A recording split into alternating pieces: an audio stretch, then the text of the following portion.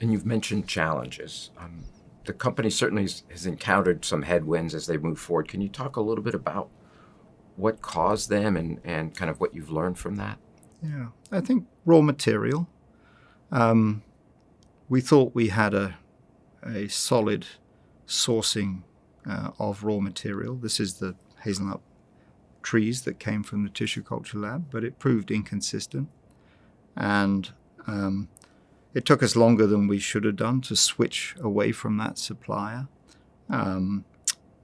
So I think, before you start a business, you've really got to be rock solid about where your raw material is coming from, and probably more R&D on the local conditions and how to work with the local partners would have been beneficial. I think we scaled a little bit too fast.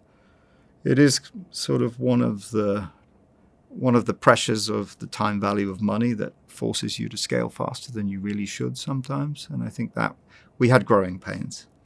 So can you talk a little bit about where Mountain Hazelnuts is now, and then where do you anticipate it going over the next 3 to 5 years? Yeah, so we're an important pivot point. We closed the subscription round in January this year.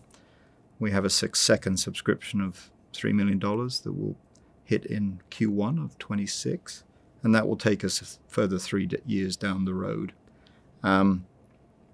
Unfortunately, we had a lower than expected harvest this year. The nuts were on the trees, but we had higher than anticipated animal damage, principally squirrels. And this highlighted that our risk register wasn't picking up on this as actually a big risk. It is 72% forest cover, a lot of oak forests. And that understanding of the ecosystem in which we are embedded wasn't complete. And I think it calls on us to really understand the ecosystem interactions and address, obviously, local knowledge with regard to squirrel control, because there are a lot of cultural barriers to, sort of killing, which we actually don't want to do either. So what this means is that we have a bit of a funding gap. It's going to take a bit longer to get to the revenues that the yields and the revenues we need.